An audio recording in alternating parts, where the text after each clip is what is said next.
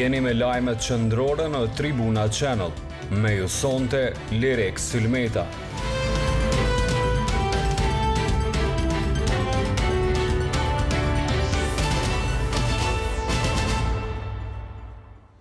Mirëmbrëma të nderuar shikues, jeni me lajmet qendrore në Tribuna Channel. Fillimisht ju njohim me titujt kryesor të këtij edicioni.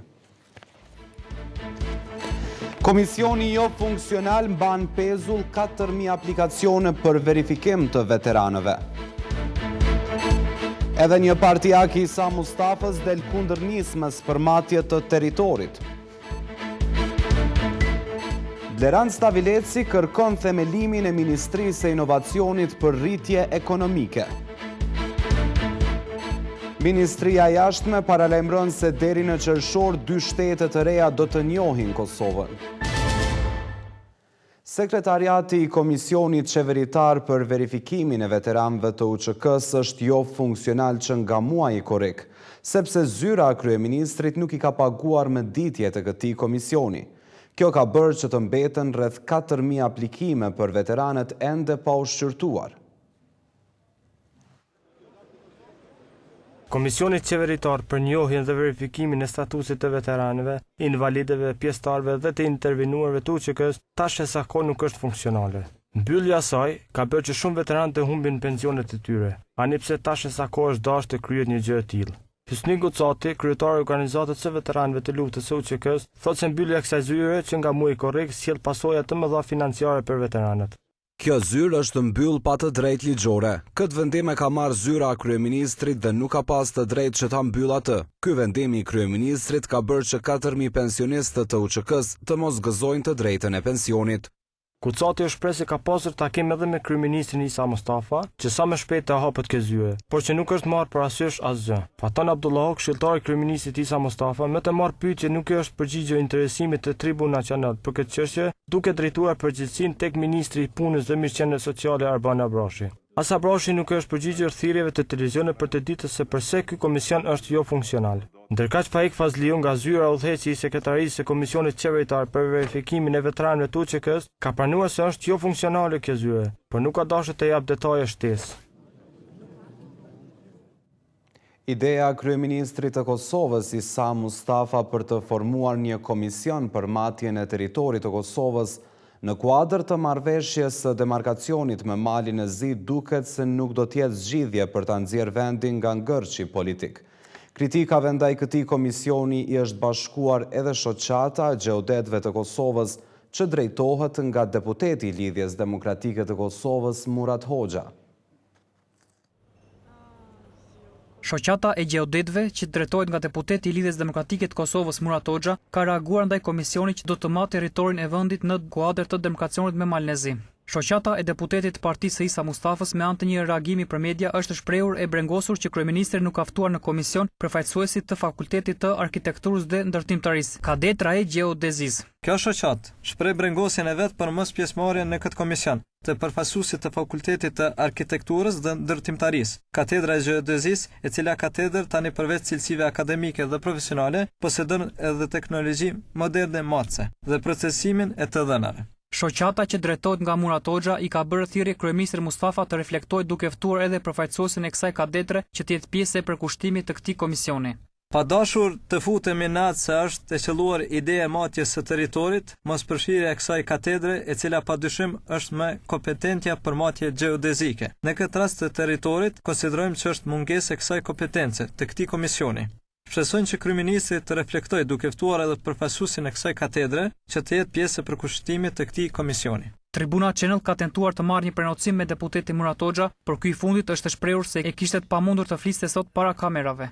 Ndërkaq edhe qeveria e Kosovës nuk ka folur ndaj reagimit të shoqatës së gjeodetëve të Kosovës. Çështja e marrëveshjes të shënimit së vizë kufitare me Malin e Zi e ka vënë në pozitë vështirë Isa Mustafën brenda partisë që ai drejton. Edhe deputeti Shpejtim Bulliqi, i cili është po ashtu në LDK, është shprehur se rezultati i komisionit nuk do të ndikojë në votën kundër demarkacionit. Ndërkaq më herët edhe deputeti Adem Salia nga kjo parti është shprehur se do të votojë kundër kësaj marrëveshje, ndërkaq deputetët Arben Gashi, Anton Quni e Vjosa Osmani nuk e kanë deklaruar votën e tyre për këtë rast. Tribuna Channel ka tentuar të kontaktojë me Vjosa Osmanin nëse do ta njohë rezultatin e komisionit, por kjo e fundit ka preferuar të mos flasë. Ratifikimi është kushti parasor që Kosova të fitojë liberalizimin liberalizimin e vizave me zonën Schengen të Bashkimit Evropian.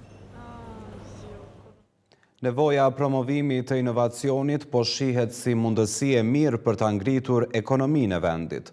Për më tepër, Ministri i Zhvillimit Ekonomik Bleran Stavileci ka theksuar nevojën edhe për krijimin e Ministrisë së Inovacionit në Kosovë.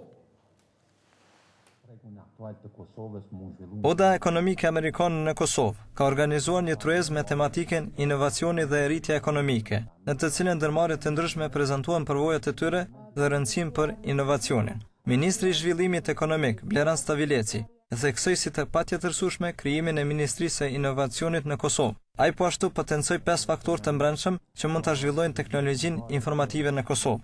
E para, ne dim që rreth 34% e popullsisë tonë është në moshën 18 vjeç. E dyta pra është pikërisht kjo adaptueshmëri ndaj teknologjisë së informacionit dhe komunikimit elektronik. E treta është njohja e gjuhëve të huaja. E katërta, që është një përparësi, nuk ka nevojë për një shkollim konvencional.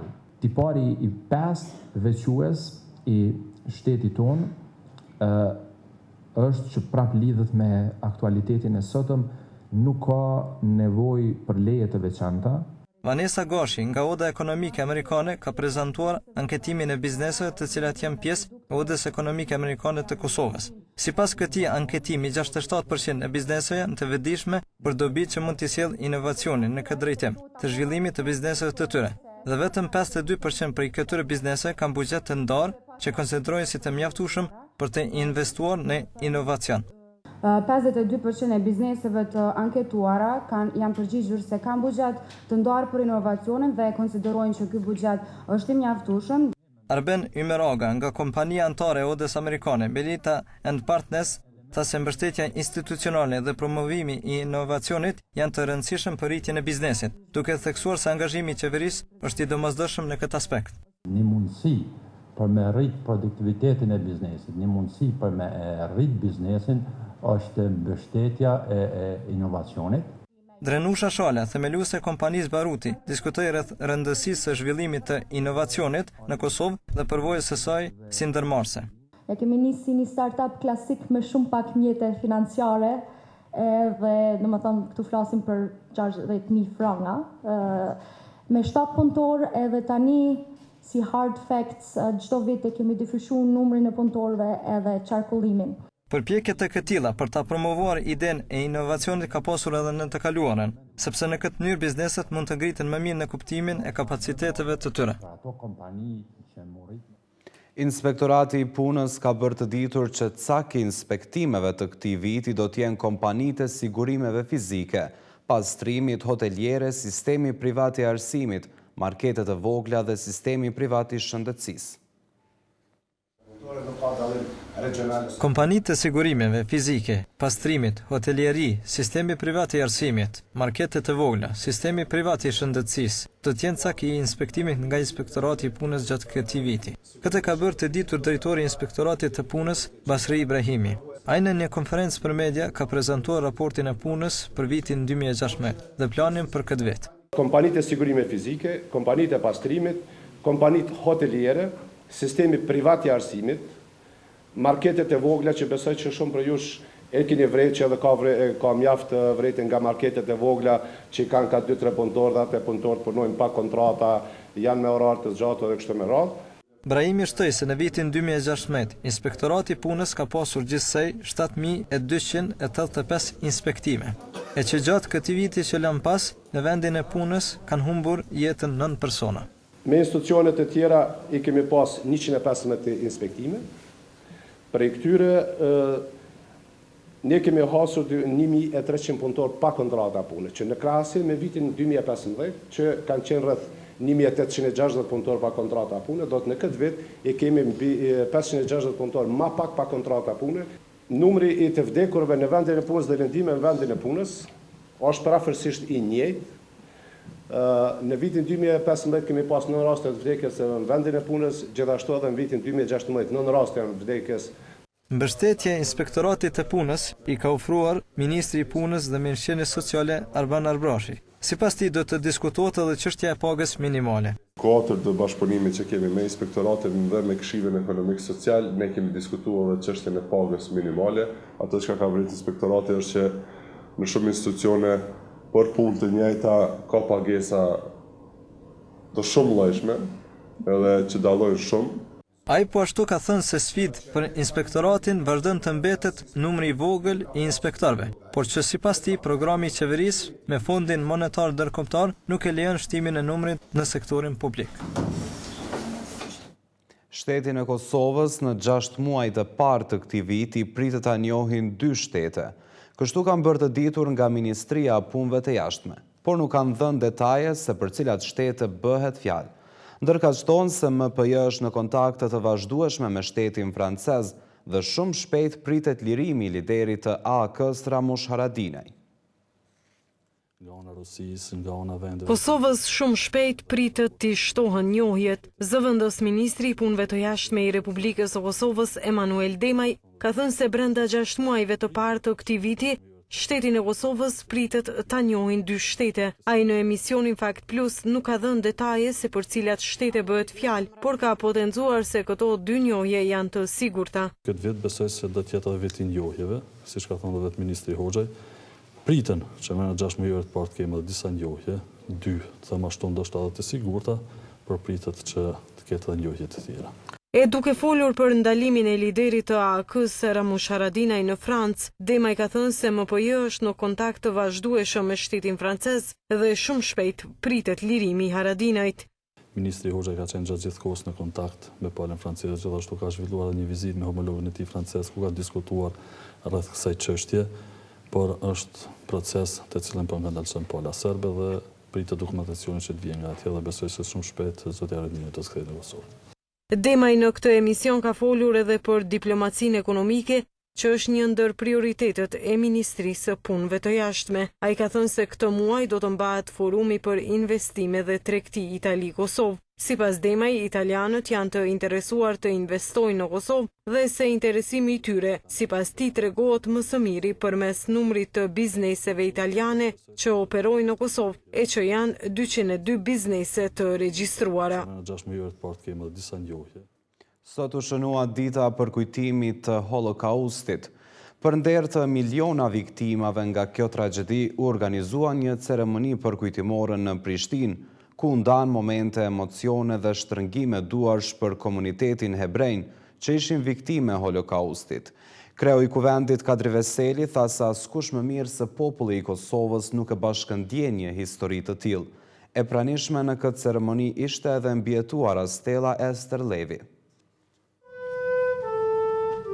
Me himnin shtetëror të Kosovës dhe Izraelit, fillojnë nderimi dhe përkujtimi viktimave të Holokaustit. Kjo ditë përkujton miliona viktima të gjenocidit të nazizmit gjerman gjatë luftës së dytë botërore.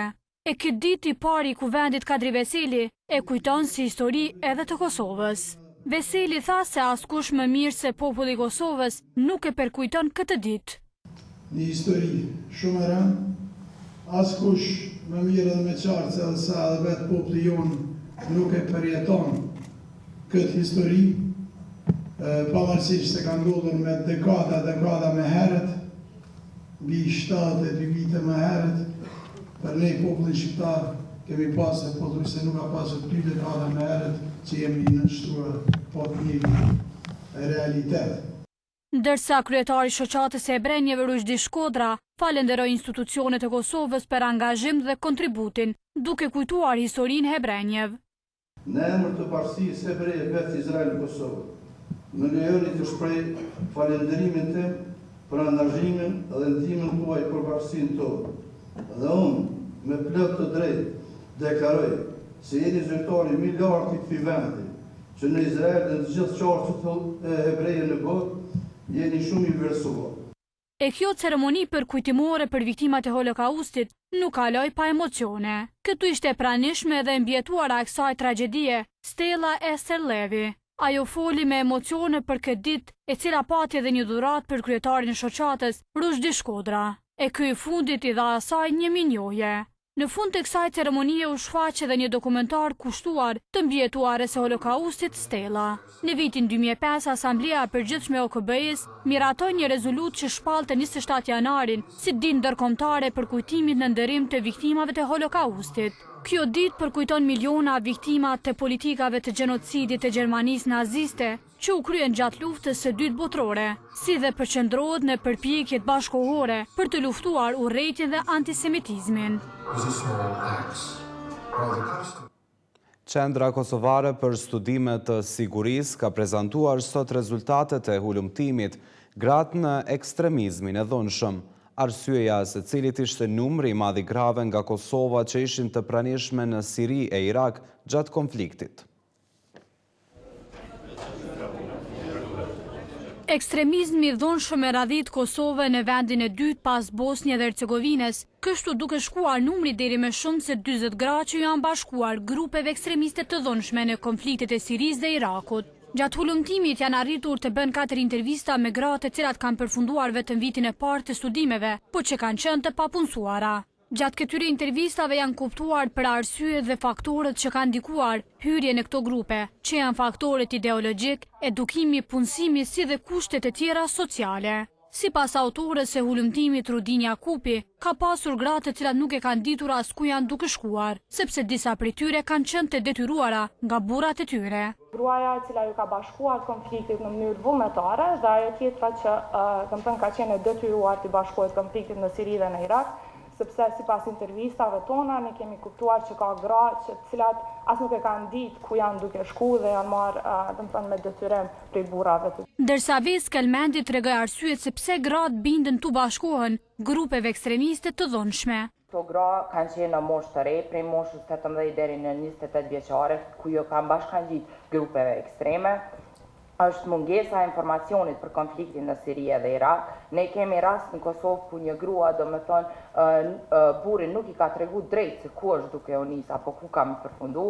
Nga hulumtimi kanë dalë 10 rekomandime për qeverinë dhe Bashkësinë Islame të Kosovës, përmes të cilave kërkohet integrimi këtyre grave dhe avancimi tyre për t'u kthyer jetës normale.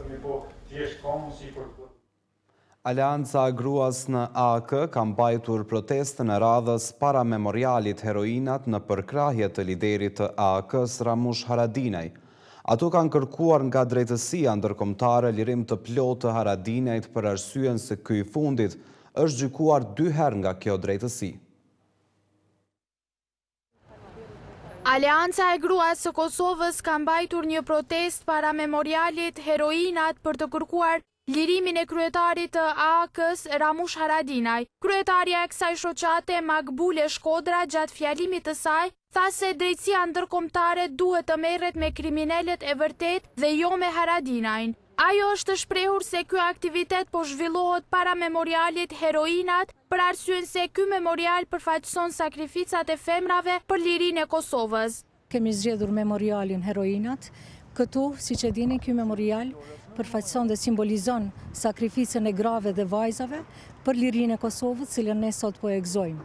Andaj, ne nga këtu kemi ftuar drejtësinë që të merret me kriminalet, të cilët kanë shkaktuar aq trauma, dhimbje, dhunë ndaj grave, vajzave. Bëjmë thirrje për drejtësinë ndërkombëtare që të lirojë kryetarin Haradinaj. Në këtë aktivitet u tha gjithashtu se ndalja dhe mbajtja e Haradinajt në Francë nuk është asgjë tjetër përveç provokim nga shteti serb. Gjatë protestes ato mbajtën pankarta të Haradinajt me mbishkrimin Ramush Haradinaj është Kosovë. Ish-kryeministri i Kosovës Ramush Haradinaj është ndalur në Francë më 4 janar me një urdhër arrest të Serbisë të vitit 2004 dhe është duke qëndruar në Francë deri në marrjen e vendimit për lirimin e plotë të tij.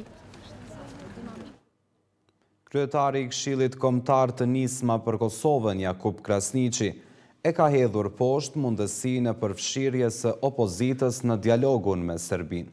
Dialogu i mbajtur me Serbinë në Bruksel sipas Nisma për Kosovën po konsiderohet i dëmshëm për Kosovën. Dialogu me Serbinë jo vetëm që nuk solli normalizimin e marrëdhënieve mes dy vendeve, por trimëroi Serbinë duke i bërë edhe 3 provokimet e fundit. Kështu ka deklaruar kryetari i Këshillit Kombëtar të Nisma për Kosovën Jakub Krasniqi në një konferencë për media duke folur për dialogun dhe krizën politike. Sipas tij, ky dialog nuk është përdorur asnjëherë si mjet për forcimin e shtetit të Kosovës dhe nxjerrjen e Serbisë nga veriu i Kosovës, por e përdor nga thoqi për forcimin e pushtetit të tij personal dhe kthimin e Serbisë në Kosovë përmes listës serbe. Ky dialog, jo vetëm se nuk solli normalizimin e marrëdhënieve mes dy vendeve, por e trimëroi Serbinë aq shumë saqë ajo për një kohë të shkurtër bëri 3 provokime të rënda ndaj Kosovës. Provokimi i parë i Serbisë është ndalimi i Ramush Haradinajt në Francë sipas një fletaresti të lëshuar nga Beogradi. Ndërtimi i murit i cili e ndan qytetin e Mitrovicës dhe agresioni i fundit nisja e trenit shovenist nga Beogradi për në Kosovë. Përgjegjës për këtë formë të dialogut edhe degradimit të shtetit, sipas ish kryeparlamentarit të Kosovës janë kryeministri Isa Mustafa dhe presidenti Hashim Thaçi. Kurse sekretari i përgjithshëm i nisma për Kosovën, Bilal Sherifi, tha se opozita po ftohet në dialog me qëllim që së bashku të japin goditjen e fundit Kosovës. Kryeministri dhe presidenti tash po thotë e janë të bëhemi bashkë dhe të japim goditjen pafundimtare Kosovës. Nëse të gjithë së bashku po konstatojnë që ky dialog është i dëmshëm, që ky dialog ka degraduar Republikën dhe shtetin e Kosovës, që ky dialog e ka kthy modeli i dialogut e ka kthy Serbinë në Kosovë më fuqishëm se sa që ka qenë përpara.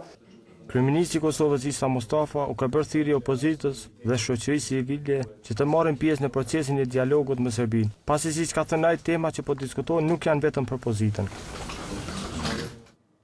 Bashkimi Evropian në bashkëpunim me institucionet vendore mbajti konferencë me qëllim të zhdukjes së dukurive negative në arsimin në Kosovë. Aty u fol për fuqizimin e integritetit dhe luftën kundër korrupsionit në arsimin e lartë dhe krijimin e një kulture demokratike në shkolla.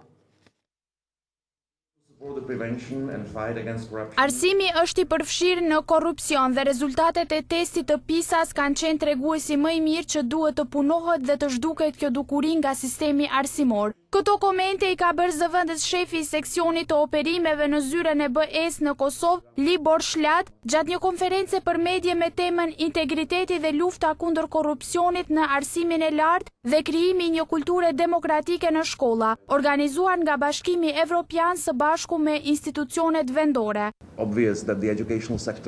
Të gjithë jemi shqetësuar kur i pam rezultatet nga testi PISA i bërë në vitin e shkuar. Kosova doli në një nivel më të ulët se sa pritjet që i kishim ne. Mendoj se kjo ka qenë një farë mënyrë thirrje për t'u zgjuar dhe besojmë se bashkëpunimi ynë me Këshillin e Evropës është në kohën e duhur. Kurse, zëvendës ministri i arsimit Mevludin Krasniqi tha se masht është i përkushtuar që ta përmirësoj këtë gjendje dhe u shpreh se institucioni që ai e përfaqëson do të jap mbështetjen e plotë në këtë drejtim. Arsimi i lartë mund të flasim më tepër për mungesë të integritetit të institucioneve të arsimit të lartë, të cilat sigurisht se në fazën e tranzicionit dhe fazën e reformimit të sistemit janë shoqëruar me veprime të cilat kanë humbur besueshmërinë tek studentët, prindërit dhe tek shoqëria në përgjithësi. Në masht konsiderojnë se luftimi i korrupsionit dhe parandalimi i tij në sistemin e arsimit të lartë mund të bëhet vetëm përmes rritjes së bashkëpunimit dhe rritjes së transparencës së proceseve dhe gjithashtu edhe rritjes së llogaridhënies në institucionet publike dhe institucionet e tjera të arsimit të lartë. Ky projekt pritet të përfundojë në fund të vitit 2018. Shoqata e qumshtorëve të Kosovës dhe ajo e fermerëve kosovar të qumshtit kanë ngritur kallëzim penal ndaj Agjencisë së Ushqimit dhe Veterinarisë dhe disa kompanive vendore, për të cilat thuhet se ekziston dyshimi se kanë kryer veprën penale mashtrim i blerësve. Shoqatat thonë se padia atyre ka për bazë rezultatet e mostrave të dala nga laboratorët e Institutit të Ushqimit në Shkup. Rezultatet e mostrave të dala nga laboratorët e Institutit të Ushqimit në Shkup, të cilat kanë gjetur përdorim të produkteve të vajit të palmës në prodhimet e 3 kompanive prodhuese kosovare të produkteve të qumshit, kanë bërë që shoqata e qumshtorëve të Kosovës dhe shoqata e fermerëve kosovar të qumshit të ngrenë kallëzim penal ndaj Agjencisë së Ushqimit dhe Veterinarisë dhe disa kompanive vendore. Sipas tyre, konsumatorët kosovar kanë blerë produkte me yndyrë bimore, ndërsa në të vërtetë atyre ju janë reklamuar dhe shitur si produkte të qumshit. Kryetari i shoqatës së qumshtorëve të Kosovës Ramadan Memaj në një konferencë për shtyp tha se edhe përkundër thirrjeve dhe paralajmërimeve të vazhdueshme që u kanë bërë institucioneve të Kosovës dhe Agjencisë së Ushqimit dhe Veterinarisë, nuk është ndërmarrë asnjë veprim konkret. Sipas Memajt, tha se kemi një mashtrim mjaft të madh të konsumatorëve të Kosovës me produkte të cilat paraqiten si produkte të qumshit. Nga ky raport shihet se vaji i palmës është kancerogen dhe gjenotoksik. Pra, është një shqetësim shumë i madh për faktin që në Kosovë kemi një vërshim të prodhimeve me yndyra bimore. Gjithashtu kemi një numër të madh, gjithnjë më të madh të prodhuesve vendor, të cilët janë duke i prodhuar këto produkte. E për kryetarin e shoqatës së fermerëve kosovar të qumshit Besim Kuqi, importi dhe prodhimi i brenda vendit i produkteve me yndyrë palme kanë shkaktuar dëme të jashtëzakonshme për industrinë e qumshit në Kosovë. Në qoftë se marrim një mesatar prej 15 krerë lopësh për një fill me prodhimtari mesatare 15 kg për krerë lopë, atëherë nga kjo del se do të krijosh një kushte për themelimin e 767 fermave të reja me prodhimtari intensive. Në këtë konferencë gjithashtu u tha se bazuar në sasinë e qumshit të papërpunuar të cilin e grumbullojnë qumshtorët në Kosovë, kjo sasi në 3 vitet e fundit nuk është rritur. Përkundrazi, në vitin 2016 ka pasur një zvogëlim të sasisë e cila ka ardhur si pasojë e rritjes së vazhdueshme të importeve, si dhe zvogëlimit dhe mbylljes së fermave në vitin 2014 dhe vitin 2015. Në vazhdim një njohje me lajme të ndërkombëtare të përfshira në blog.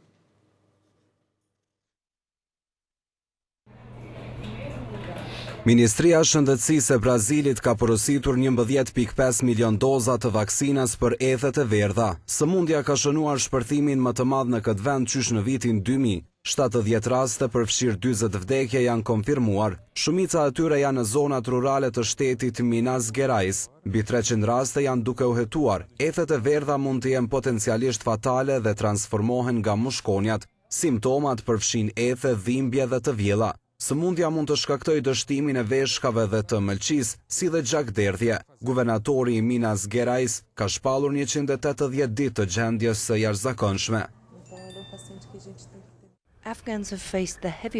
Bora dhe ngricat kanë vrarë së paku 27 fëmijë në një zonë të largët të Afganistanit verior. 50 cm borë kanë blokuar rrugët në qarkun Darzab të provincës Javzian, ndërsa temperaturat kanë rënë në -10 gradë Celsius, tha guvernatori i qarkut Rahmatullah Hashar.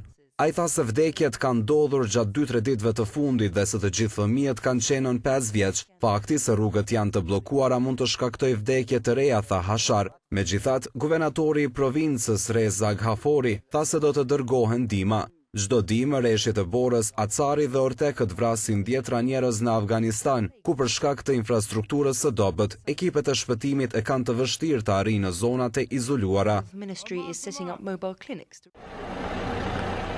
Filipinët kanë siguruar informacione sekrete që thonë se janë përforcuar lidhjet në mes të militantëve vendor dhe grupit Shteti Islamik, ka thënë ministri i mbrojtjes së këtij shteti të enjtën, raporton Reuters. Kjo ka shtuar shqetësimet se ekstremistët e lindjes së mesme kanë filluar të ndërtojnë një rrjet në Azinë Juglindore. Informacionet tregojnë se lideri i grupit militant Abu Sayyaf, i cili ka bërë emër për shkak të kidnapimeve të kryera në Filipinet Jugore, po bën përpjekje që të zgjerojë ndikimin në zona të reja në Filipine, pas marrjes së instruksioneve nga Shteti Islamik. Ushtria deri vonë ka hedhur poshtë ekzistimin e lidhjeve në mes të Shtetit Islamik dhe militantëve islamik në Filipine, duke thënë se Abu Sayyaf ka shprehur besnikëri ndaj ISIS me qëllim që të fuqizojë profilin e tij në rajon. Abu Sayyaf, i cili operon në ishujt jugore të Filipineve, ka kidnapuar dhjetra të huaj përgjatë viteve të fundit, disa prej të cilëve ju ka hequr kokat, përfshirë edhe 2 kanadez gjatë vitit të kaluar. Shikues të nderuar, kemi arritur në fund të këtij edicioni informativ. Ju njoftojmë se nga ora 20:45 në emisionin politik me Seti Demirin do t'jetë i ftuar Ilir Deta, deputet i pavarur i Kuvendit të Kosovës. Dërsa për më shumë informacione, vizitojeni webpaqen gazetatribuna.com. Bashmirupafshim, natën e mirë.